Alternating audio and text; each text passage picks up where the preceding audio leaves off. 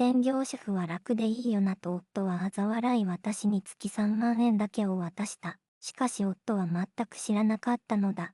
私が趣味で始めたネットショップの売り上げが、彼の月収どころか年収すらも、とっくに超えているという事実を、夫の会社が倒産の危機に瀕して、彼が土下座をして懇願した時、私が静かに叩きつけた預金通帳が、夫婦の力関係を完全に逆転させる。見る前にぜひチャンネル登録と高評価をお願いします。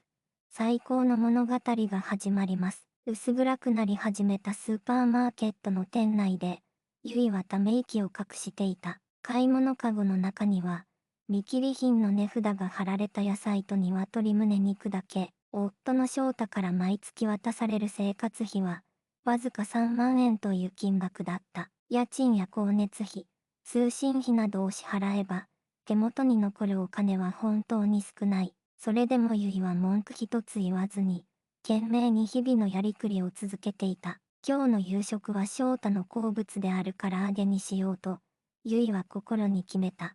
少しでも安く、そして少しでも美味しく作るための工夫を凝らす毎日。それが専業主婦である自分の唯一の価値だと信じ込もうとしていた。夜になり、翔太が玄関のドアを乱暴に開けて帰宅する音がリビングに響く。リビングに満ちた唐揚げの香ばしい匂いに、翔太は満足げに鼻を鳴らした。お、今日は唐揚げじゃないか。なかなか気が利くじゃないか。翔太は着ていたスーツの上着を、無造作にソファの上へと放り投げる。そして、リビングの中央に置かれたソファへと、ドカッと腰を下ろした。せめて、ただ今くらいは言ってくれないかしら。ゆいが発した小さな抵抗の言葉は、テレビの音にかき消されてしまう。おい、腹が減ったぞ。早くしてくれよ。こっちは仕事で疲れてるんだ。食卓に丁寧に並べられた料理を見ても、翔太から感謝の言葉は一つもない。それが当たり前であるかのように、彼は無言で箸を取り、唐揚げを口に運ぶ。味はまあまあだな。だけど、もう少し肉汁が足りないんじゃないか。まるで評論家のような上から目線の批評に、ゆいの心はちくりと痛んだ。食事を終えた翔太は、スマホをいじりながらゆいに向かって言った。ああ、そうだ。明日、会社の同僚と飲みに行くことになったからさ。悪いけど、少しばかりお金を用意しておいてくれないか。でも、今月はもうほとんど生活費が残っていないのよ。ゆいが恐る恐るそう伝えると、ショーティーフとは心底呆れたという顔を向けた。はあ、だからお前はやりくりが下手だって言うんだよ。本当に困るな。一日中、のんびりと家にいて、やることなんてたかが知れてるだろ。専業主婦っていうのは、本当に楽でいい身分だよな。羨ましいよ。俺がどれだけ大変な思いをして、この家計を支えてると思ってるんだ。いつものように繰り返される。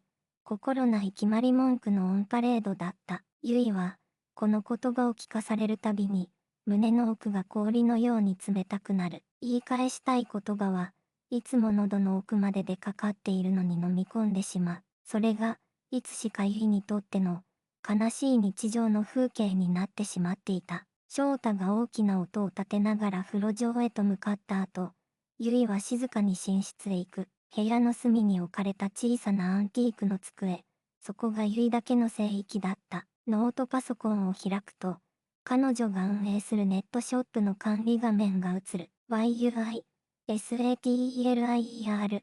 そこには翔太の知らないもう一つのゆいの世界が広がっていた。最初はほんの趣味で始めたハンドメイドのアクセサリー作りだった。友人や知人にプレゼントする程度だったものが、そのデザイン性の高さから、やがて口コミで評判が広がり、今では全国から注文が殺到する人気店だ。繊細なワイヤーアートと、厳選された天然石を組み合わせた美しいピアス、どこか物語性を感じさせるような、独創的なデザインのネックレス、そのどれもが、ゆいが深い愛情と情熱を込めて作った、世界に一つの作品。パソコンの画面に次々と表示されていく注文確定という嬉しい通知。その一つ一つの通知が、ゆいの乾いた心を温かく満たしていくのを感じた。今月のショップの売上金額は、すでに翔太の月収をはるかに超えるほどだ。だが、ゆいはその事実を、夫である翔太には一言も話してはいなかった。ショップで稼いだお金は、翔太に隠して開設した別の銀行口座に貯金している。それはいつかこの息苦しくて冷たい生活から抜け出すための資金だった。ゆいにとっての、誰にも知られていない、たった一つの秘密の宝物なのだ。もし、この秘密を翔太が知ってしまったら、彼は一体どんな顔をするだろう。きっと彼の高いプライドはズタズタに傷つけられ、激しく怒るに違いない。そう考えると、ゆいにはなかなか真実を打ち明ける勇気が持てなかったのだ。ゆいは静かにパソコンを閉じると、再び深くて長い、ため息をついた。一体いつまで、こんな奇妙な二重生活が続いていくのだろうか。窓の外は、まるでゆいの心を映すかのように、深い闇に包まれていた。翌日の夜、翔太は宣言した通り、会社の同僚との飲み会へと出かけていった。ゆいは一人で夕食の片付けをしながら、ぼんやりとテレビのニュースを眺めていた。画面には、深刻な表情で経済状況について語る、男性アナウンサーが映っている。大手総合商社である青葉商事の突然の倒産によりまして、関連する多くの中小企業にも、多大な影響が出ることが懸念されています。青葉商事という、その名前に、ゆいの胸に嫌な予感がよぎった。翔太が勤める会社、日の出物産にとって、最大の取引先だったからだ。重く不安な気持ちを抱えたまま夜を過ごし、深夜に帰宅した翔太の顔は、ゆいが今まで見たこともないほど、土毛色で青ざめていた。あなた、どうしたの？何かあったの？顔色がとても悪いわよ。ゆいの心配する問いかけに対して、翔太は荒々しく汚い言葉で答えた。うるさいな。お前には全く関係のないことだろう。あっちへ行ってろ。そう吐き捨てると、翔太は自分の部屋に閉じこもってしまった。その日を境にして、家の中の空気は、まるで鉛のように重く一変した。翔太は毎日のように些細なことでイライラし、ゆいに当たり散らすようになる。ゆいが作った食事に文句をつけ、掃除の仕方にまで、細かくケチをつけた。まるでゆいの存在そのものを、頭ごなしに否定するような言葉を浴びせた。お前みたいに毎日をのんきに暮らしているやつにはな、この俺の苦しみが、到底わかるはずなんてないだろうな。本当に何の役にも立たない。極つぶしの女房だよ。お前は、ゆいは、ただ黙って、そのナイフのような言葉を受け止めるしかなかった。翔太が、何か大きな問題で苦しんでいるのは、火を見るよりも明らかだった。だが、彼はその理由を決して話そうとはしない。心を固く閉ざしていた。夫婦であるはずなのに、二人の心は、どんどん遠く離れていくようだった。そんな重苦しい日々が続いていたある日のこと、ゆいのもとに一通のメールが届く。それは、彼女が運営するネットショップの問い合わせフォームから送られてきた。差出人の名前は、エミリー・カーターと記されており、すべて英語で書かれていた。アメリカに本社を構える、世界的なアパレルブランドのバイヤーだと名乗っている。スターライトアパレル LIGHTATTAREL。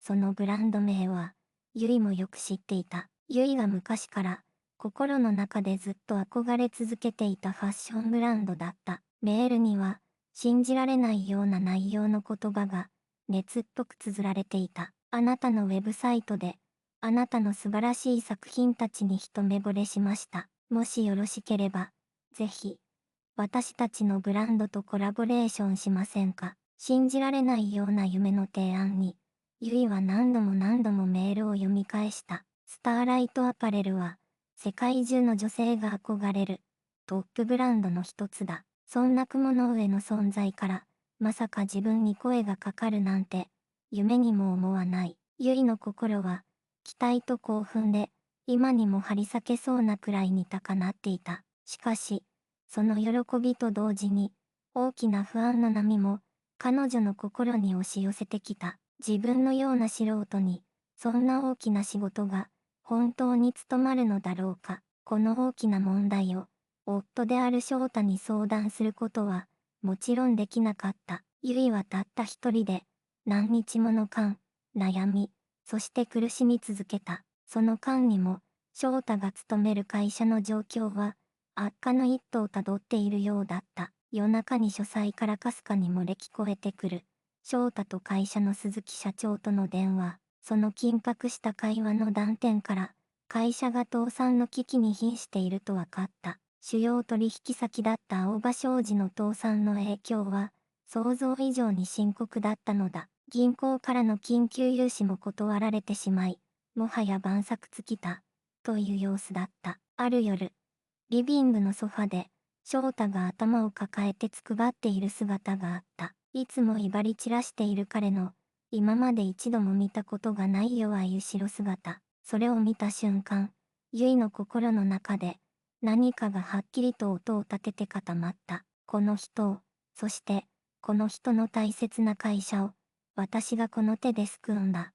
と、翌日、ゆいは、アメリカのエミリーへ、一通の返信メールを送っていた。あなたからの素晴らしいお話を、謹んでお受けいたしますと、すぐにオンラインでの、具体的な打ち合わせがセッティングされることになった。パソコンの画面の向こう側に現れたエミリーは、笑顔がとても素敵な女性だった。ゆいは、雇ったオンライン通訳を介して、自分の作品に対する熱い思いや、それぞれのデザインに込めたコンセプトを、懸命に、そして丁寧に伝えた。言葉は、もしかしたら拙かったかもしれない。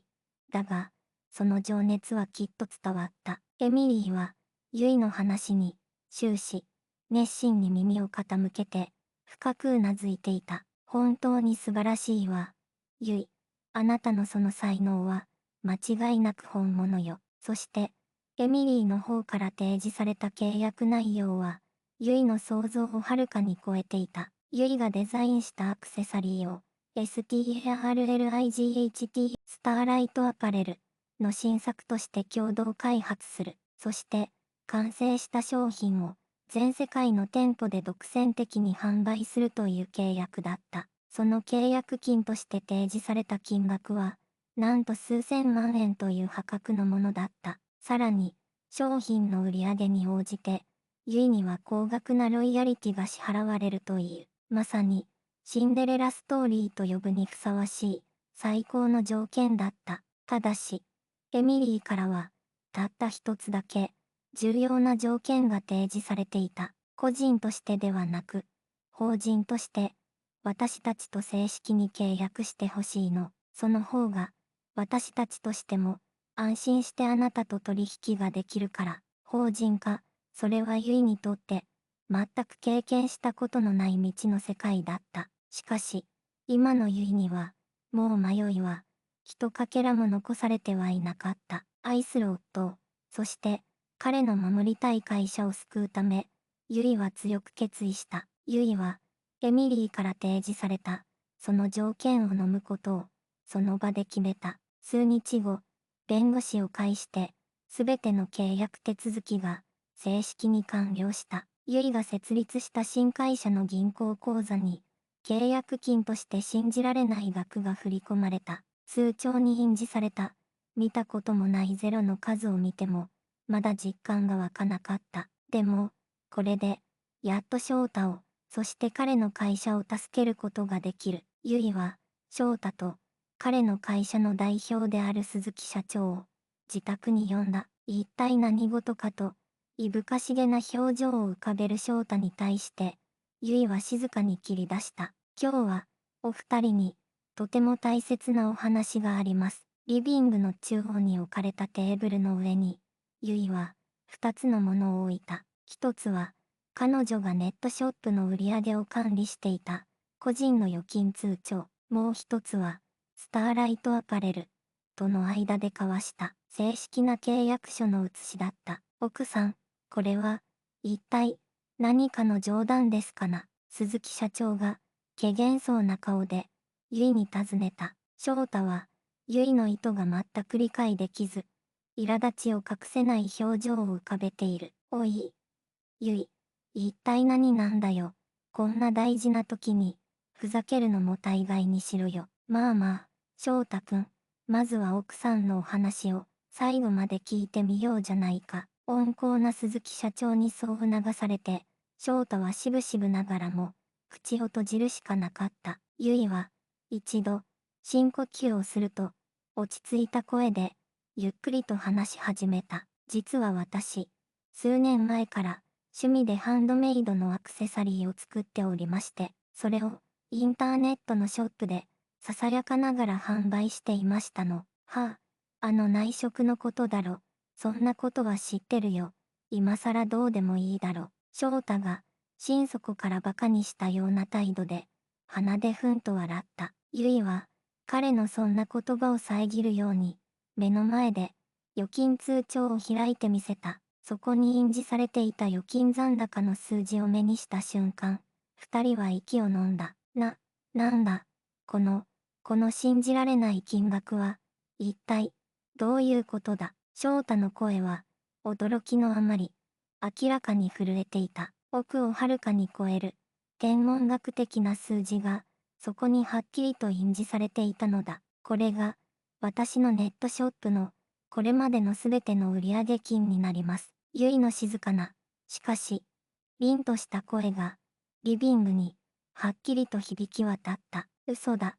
そんなバカなことが、あるはずがないだろう。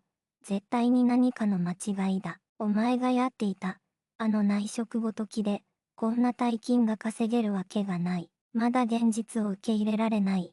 というように、翔太が、激しく叫んだ。ゆいは、そんな彼に対して、何も言わずに、もう一つの書類を、彼らの前に出した。それは、世界的アパレルブランドとの間で、先日交わされた、正式な契約書だった。そして、こちらが、先日、私が契約を結んだ、アメリカの企業との契約書です。鈴木社長が、まるで宝物にでも触れるかのように、震える手で、その契約書を手に取った。そこに書かれていた、世界的に有名なブランドの名前と、信じられない契約金額を見て、彼は、驚きのあまり、言葉を完全に失って、ただ呆然とするばかりだった。スターライトアパレルだと、まさか、あの世界的なブランドと、ゆいが、翔太もまた、信じられないという表情で、鈴木社長の手元にある契約書を覗き込む。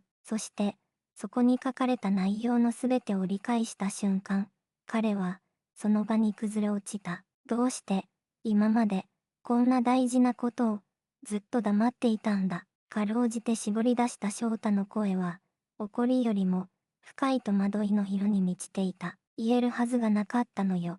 だって、あなたはいつも私のことを見下していたから、専業主婦は楽でいいって、暇つぶしの内職だって、いつもそう言ってたじゃない。ゆいの静かで、しかし、心の奥底からの言葉が、翔太の胸に、深く、鋭く突き刺さる。翔太は、ゆいのその言葉に、ぐうの音も出ず、何も言い返すことができなかった。自分が今まで、どれだけ妻のことを、心ない言葉で傷つけ、見下してきたか。その妻が、自分には到底稼ぐことのできない、途方もない大金を、たった一人で稼いでいた。そして今、そのお金が、自分の会社を救う、最後の唯一の希望になろうとしている。彼の心の中にあった、ちっぽけなプライドも、見栄も、何もかもが、粉々に砕け散った。本当に、すまない。翔太は、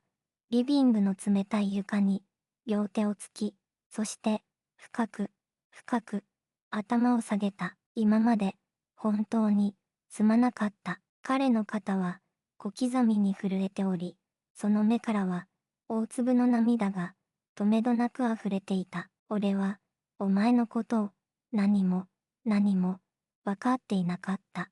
俺は、最低の夫だ。その翔太の姿を見て、隣にいた鈴木社長も、同じように、深く、頭を下げた。奥さん、本当に、申し訳ありませんでした。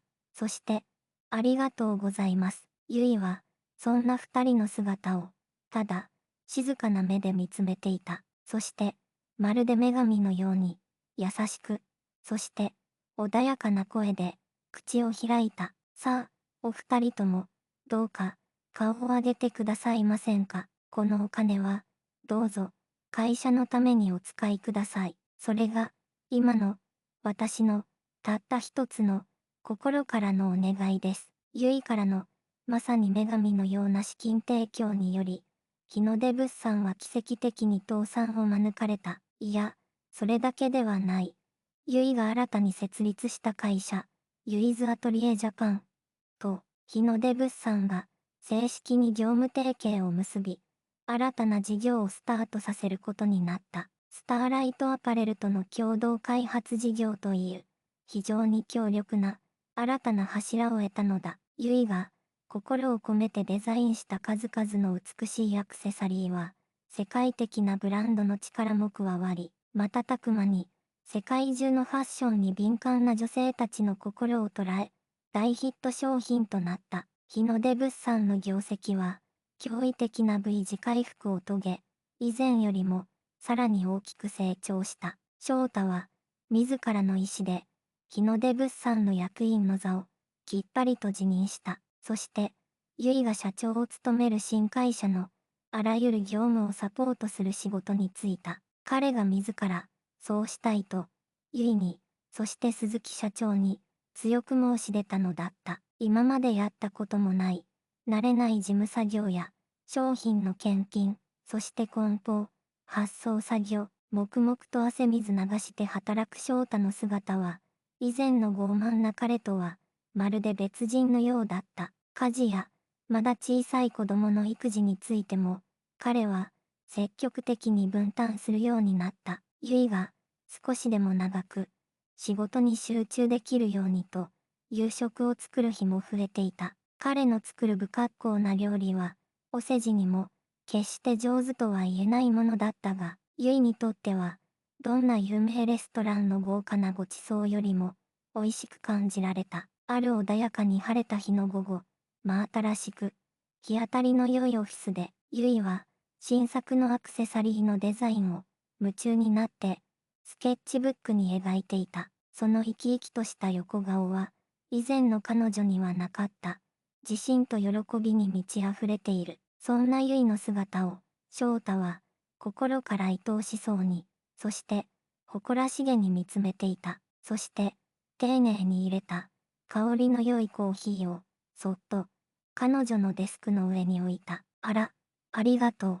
あなた、ゆいが、翔太に、花が咲くような、美しい笑顔を向けた。なあ、ゆい、少し、いいかな。翔太が、少しばかり、照れくさそうに、ゆいに、そう切り出した。なんだか、今でも、時々、これが全部、夢なんじゃないかって思うんだ。何が、そんなに、夢みたいだっていうの。いや、全部だよ。お前が、こんなにも、すごい才能を持っていたなんて、今まで、全く、これっぽっちも、知らなかったからな。そして、そんな、すごいお前の、隣に、俺がいられることが、何よりもだよ。ふふふ。あなたは、本当に大げさなんだから。ゆいは、楽しそうに笑いながら、席を立つと、大きな窓のそばへと歩いて寄った。窓の外には、どこまでも続く、抜けるような、美しい青い空が広がっていた。昔、俺は、よく、こんなことを考えていたんだ。翔太が、ゆいの隣に、そっと、寄り添うようにして、並んでいった。専業主婦は楽でいいよなって、一体、どの口が、そんなことを言ってたんだろうなって、翔太は、自重気味に、そう言って、少しだけ、寂しそうに笑った。本当に、俺は、どうしようもない、バカな男だったよ。もう、いいのよ。そんな昔のことは、全部、水に流しましょう。ゆいは、そう言うと、そっと、翔太の大きな手に、自分の手を優しく重ねた。これからは、二人で、力を合わせて、支え合っていけば、それでいいじゃない。そうだな。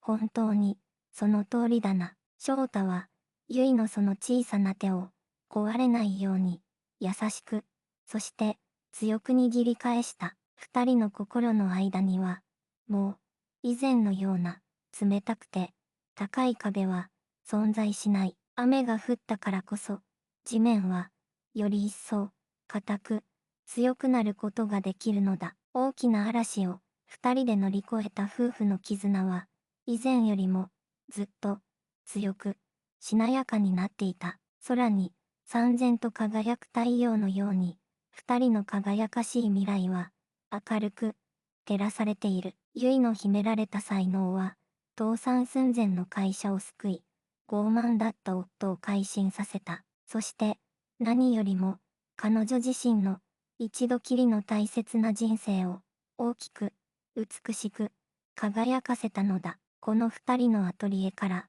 これから生まれる、新しい輝きが、きっと、これからも、世界中の人々を、明るく、照らしていくのだろう。いかがでしたか？最後までご視聴いただき、本当にありがとうございました。この物語に、少しでも心が動かされたという方は、ぜひ、チャンネル登録と高評価をお願いいたします。これからも逆境を乗り越える人の強さや、支え合うことの大切さを描いた物語をお届けしていきます。あなたの秘めた才能が輝き、大切な人との絆が深まる日々でありますように。